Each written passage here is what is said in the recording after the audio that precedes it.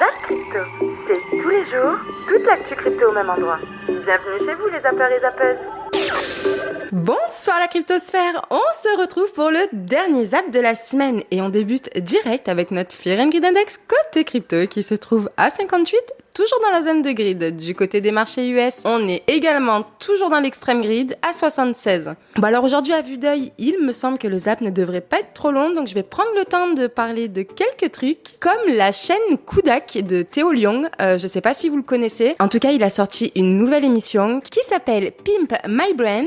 Perso, je trouve le concept trop cool. Si vous adorez Qui veut être mon associé, toutes les émissions portées sur l'entrepreneuriat, vous allez kiffer. Donc n'hésitez surtout pas. Je vous mets le lien de la vidéo dans la description. Pour tous les nouveaux zappeurs et zappeuses, sachez que tous les dimanches, on fait un live à 22h sur Twitch pour faire gagner tous les NFT de la semaine. Et oui, chaque semaine, il y a plusieurs NFT de la chaîne Zap Crypto à gagner. Pour la saison 2, les NFT, ce sont carrément des vidéos qui sont sur Kavari. Alors pour tous ceux qui ne savent pas encore ce que c'est Kavari, etc., je dois faire une vidéo explicative qui devrait, je dis bien qui devrait, sortir demain, mais je ne vous promets rien. Du coup, c'est littéralement le Zap Crypto en entier à gagner. Pour ça, rien de plus simple, vous avez juste à laisser un petit commentaire sous tous les Zap Crypto de la semaine et du coup on fait tous les tirages au sort les dimanches. Pour rester dans le thème de Kavari, il y a un super concours lancé par la team du coup, je vous mets le lien du tweet en haut à droite, n'hésitez pas à @zappingcrypto dans leur tweet pour donner un max de force. Et j'ai également constaté à ma grande surprise aujourd'hui que pratiquement toutes leurs photos sur leurs réseaux sociaux, il y a à l'intérieur Zap Crypto. On nous voit un petit peu partout. C'est juste génial. Ça fait un peu bizarre et en même temps, c'est vraiment gratifiant. Et du coup, comme je vous ai dit dans ce tweet, bravo à vous. Je pense qu'on peut être fiers de la toile que nous tissons jour après jour depuis 1 an. Et surtout, n'oubliez jamais que le Zap Crypto, c'est nous. Allez, sur ces belles paroles, vous pouvez vous installer confortablement, votre zap va commencer. Je vous souhaite une excellente vidéo ainsi qu'un excellent week-end. À demain pour le live. C'était Zap Crypto. Notre vainqueur de la semaine s'appelle Ronald Craig. Dans le genre taré, il est franchement à un bon niveau. Quand nous, on veut juste pouvoir se payer un petit flunch en bitcoin, lui, il s'offre les services de tueur à gages. Le terme reste mal choisi car il ne voulait tuer personne, mais plutôt les intimider un peu violemment. Bon, ça reste pas du joli, je sais, mais un peu de nuance, ça ne fait pas de mal. Comme tout le monde, il a commencé en douceur, avec un premier contrat de $2000 de BTC, dont l'objectif était de malmener un collègue. Ça se comprend, quand un collègue boit le dernier café, un petit bras pété, ça remet les idées en place. Puis, quand son histoire amoureuse s'est mise à battre de l'aile, il s'est dit, pourquoi pas recommencer. Cette fois, c'est pour $60 000 de Bitcoin qu'il a passé un contrat pour que sa femme soit kidnappée et droguée à l'héroïne afin qu'elle n'ose plus divorcer. Bon, malheureusement, ça n'a pas fonctionné et en plus, ça s'est ébruité. On imagine qu'il devait avoir la langue bien pendue. C'est pour cela qu'il est passé en justice et qu'il a écopé d'une peine de 8 ans de prison, 25 000 € de dommages et intérêts et 100 000 € d'amende. Je suis pas sûr que ça valait bien le coup. Parlons maintenant de MetaMask. MetaMask avec la dernière mise à jour qui viennent de lancer sur l'extension MetaMask, donc vous devrez pouvoir la voir, c'est ce que vous voyez ici sur mon navigateur et que vous avez sans doute.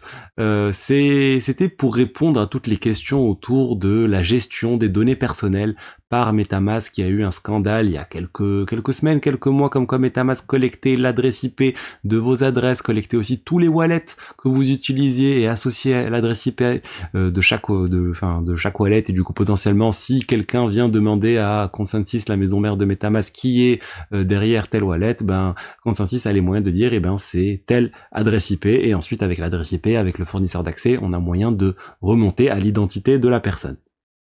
Donc je vous avais dit un certain nombre de choses sur comment se protéger, il y a plusieurs écoles différentes, utiliser un VPN, utiliser d'autres RPC différentes, des solutions qui vous permettent de vous connecter à la blockchain Ethereum ou aux autres blockchains. Là, MetaMask vient de sortir quelque chose pour faciliter ce changement de RPC provider, ceux qui vous fournissent du coup l'accès à la blockchain. Ça peut être fait beaucoup plus facilement qu'avant, ça peut être changé quand on veut.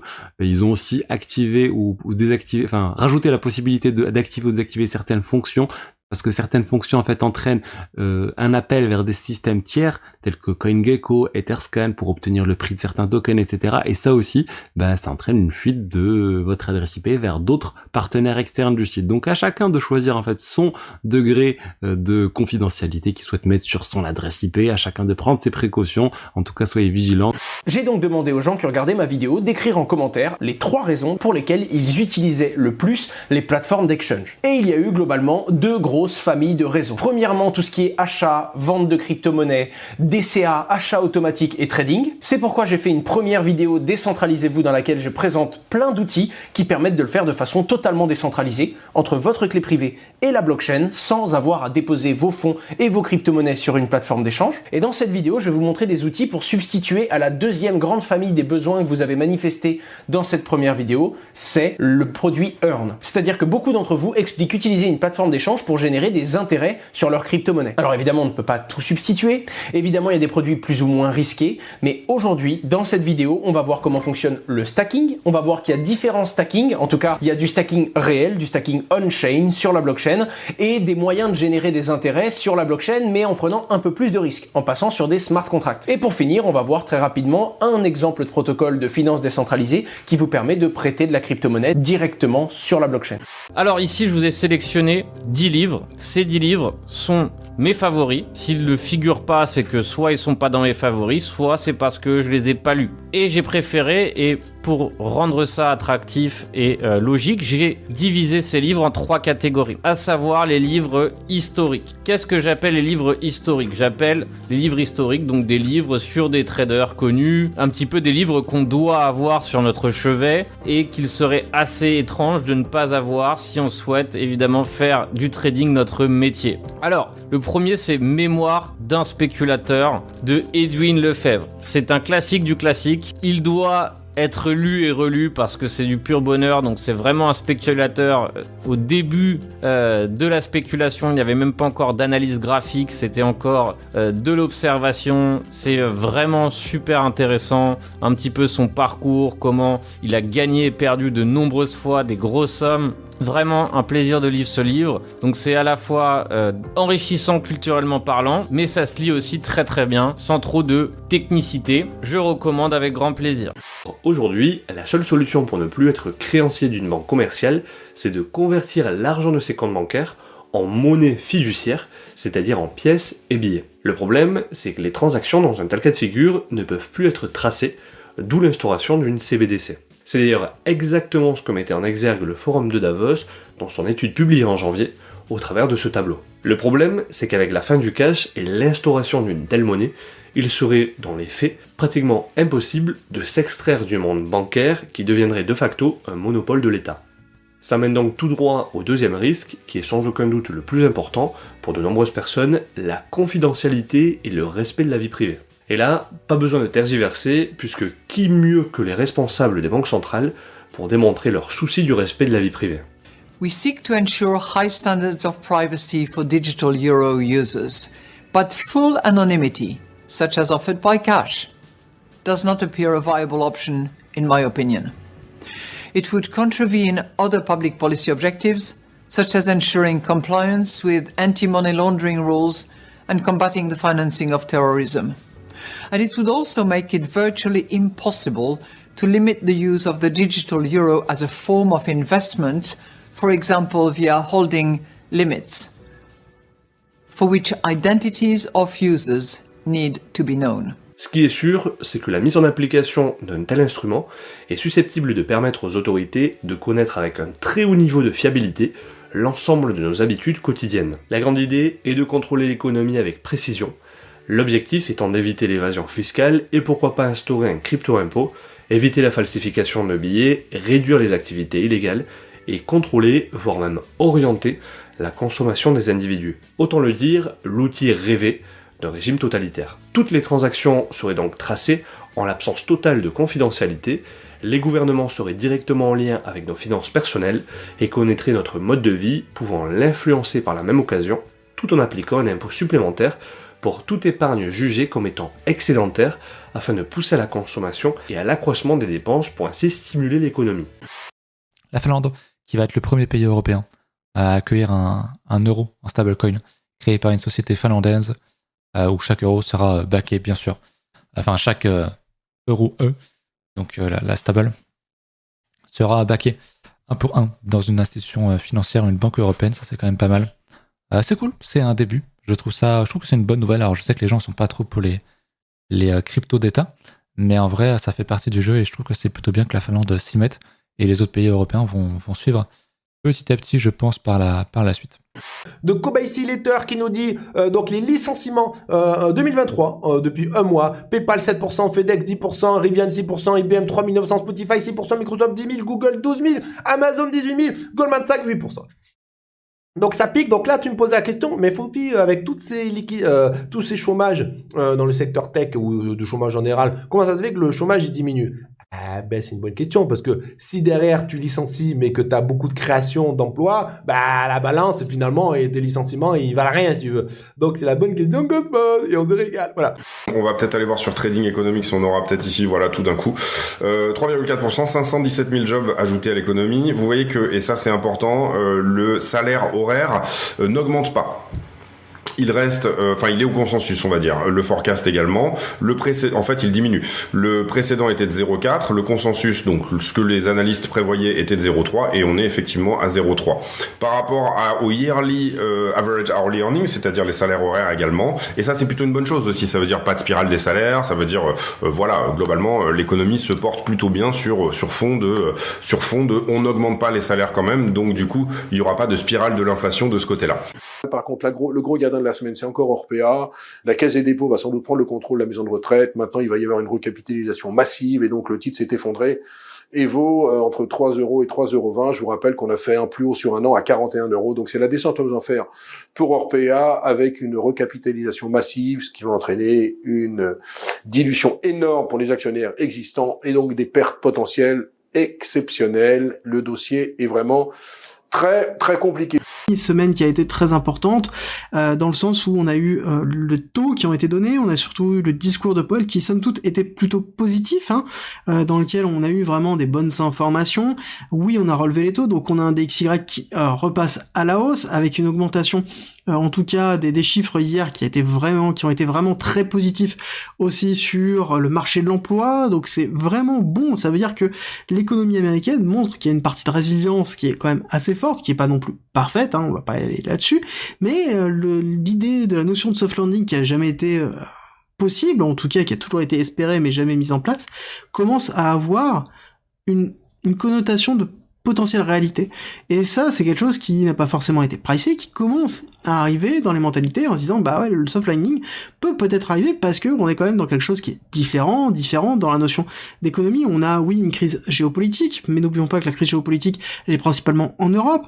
Les US profitent énormément, surtout au niveau de l'industrie militaire, de cette crise géopolitique européenne et favorisent aussi à travers les exportations de gaz liquéfié. Donc globalement, l'économie américaine se porte plutôt bien sur son propre sol, et oui, on va avoir potentiellement, on le sait, dans 2 ans, une instabilité politique avec l'arrivée justement de la guerre républicain-démocrate, guerre politique qui est très forte et qui est vraiment une scission au niveau du pays. Mais en tout cas, sur l'économie pure et dure, on est quand même quelque chose qui est plutôt stable, qui est plutôt serein, et ça a été dit par Powell, mais même les chiffres le montrent, et quand on regarde réellement ce qui est en train de se passer, même sur des secteurs qui sont compliqués comme étant justement l'industrie immobilière, donc on va les voir tout à l'heure.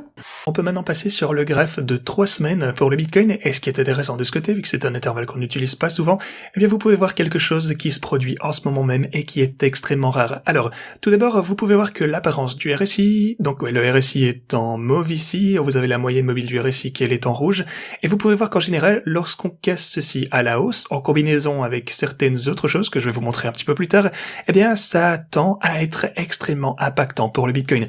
Ce que vous pouvez voir ici, c'est que juste là, on a dépassé la moyenne mobile du RSI, ici même, et on a dépassé la moyenne mobile On avait déjà dépassé la moyenne mobile ici aussi d'ailleurs, et ce qui est super important en fait, c'est qu'en combinaison avec ce que vous voyez juste ici en dessous, donc vous avez le RSI stochastique, vous avez un croisement haussier juste au point où on casse au-dessus de cela également. Vous avez pu voir ça par exemple en 2019 également, on a un croisement haussier à proximité de notre dépassement du RSI, et on est sur le point d'avoir ce croisement haussier en ce moment même également, c'est super important. Et c'est pas tout, parce que sur le stochastique, vous avez également une ligne de tendance ici qui donc en combinaison, vous pouvez voir le RSI cassé au-dessus ici, avec le croisement haussier sur le MACD, et vous avez un rejet juste là, mais une fois qu'on a également dépassé le stochastique de cette ligne de tendance, eh bien c'est là que le Bitcoin a pu recommencer cette énorme tendance haussière. Ok, on peut continuer, on va regarder le deuxième exemple qu'on a juste ici, vous avez encore une fois le stochastique juste là, la ligne de tendance qui passe au-dessus, avec le MACD qui se croise ici, avec la moyenne mobile du RSI, qui elle-même passe également au-dessus. Et là, alors où on en est actuellement, eh bien vous avez le RSI qui, laissez-moi voir pour le coup, qui a déjà percé en fait, mais vous avez également le MACD et on est sur le point d'avoir ce croisement haussier une fois encore actuellement. Et en plus de tout ça, vous avez potentiellement une percée de cette ligne de tendance ici encore une fois sur le stochastique. Donc pour tout vous résumer, en fait les choses s'alignent comme vous avez déjà pu le voir ici précédemment sur cette sorte de creux énorme du marché haussier ainsi que le début du prochain marché haussier forcément. Alors est-ce qu'on va voir la même chose ici prochainement? Dites-moi ce que vous en pensez dans la section commentaires, perso j'aimerais y croire. Allez, Huawei passe à la marque déposée de ses NFT. Ouais, génial. Bon, Huawei, grosse entreprise, on connaît. Eh bien, jetons nos fongiles NFT, le Huawei Yunyunbao. Les marques incluent des objets de collection numérique dans les secteurs des industries scientifiques, du mobilier, de l'éducation, des bijoux, de la publicité et des communications. En avril dernier, Huawei a dévoilé ses NFT Yunyunbao. Mais j'aime bien le nom, moi, mettant en vedette des personnages inspirés de son service cloud éponyme. Allez hop, si vous aimez ça, c'est une bonne news. On passe ensuite à Logan Paul. Logan Paul, rappelez-vous, j'en ai parlé pas mal de fois avec le scandale de CryptoZoo, un projet NFT qu'il avait push. Et puis, en fait, il y avait plus ou moins eu un slow rug. Donc, c'est-à-dire, un slow rug, c'est quoi? C'est ne plus donner de nouvelles, faire traîner le projet et puis, en fait, on va dire, épuiser la patience des investisseurs. Et du coup, le floor price des collections, en fait, il chute, il se passe jamais rien et les devs, l'équipe part avec l'argent. Donc, du coup, finalement, il va être poursuivi. Donc, je vous rappelle que dernièrement, il y avait une vidéo qui était sortie pour, entre guillemets, retracer toute l'histoire et remettre un petit peu cette histoire, cette sombre histoire sous feu des projecteurs et qui, on va dire, qui accusait clairement Logan Paul et d'autres d'être, du coup, les instrumentalistes de la collection du Slow Rug. Et donc, il est poursuivi. Il y a un truc qui est sorti hier 2 février, donc dans une requête déposée le 2 février devant le tribunal du district de l'Ouest du Texas, les plaignants ont allégué que Logan Paul et les autres membres de CryptoZoo ont organisé un rug pull. Sachant que Logan Paul, je vous rappelle, c'est un influenceur suivi par des millions de personnes, très connu, c'est un sportif, influenceur, machin, tout ce que vous voulez, il fait plein de trucs, et donc forcément il y a un très gros retentissement, et malheureusement, ou heureusement, je ne sais pas, mais on imagine que la régulation s'appuie sur ce genre de fait pour en fait réguler des fois même un peu trop, ou on se rappelle de Nabila aussi qui avait parlé du Bitcoin, des choses comme ça. Donc en tout cas, il faudra suivre cette affaire-là. J'en profite aussi pour vous dire que tout ce que je dis dans les vidéos, ce n'est jamais des conseils d'investissement. Ok, je ne suis personne, je suis un random qui a eu la chance et l'opportunité d'aller sur Internet devant vous pour vous parler d'actu. Mais voilà, sachez que j'ai pas de compétences d'investisseur particulières ou de conseiller financier ou autre. Donc c'est juste des infos. Je vous mets tous les liens en description et après c'est vous qui piochez à droite à gauche avec mon contenu et puis aussi ceux des autres bien sûr. Et après vous faites votre sauce et vous choisissez. Vous êtes le seul décideur pour savoir si vous voulez investir votre temps ou votre argent dans différents projets. Et si tu n'es pas rassasié, retrouve à gauche le Zap Crypto de la veille et à droite le Zap Crypto de l'année dernière, jour pour jour. Tu as trouvé une ou plusieurs actus intéressantes? Fais-le moi savoir en commentaire.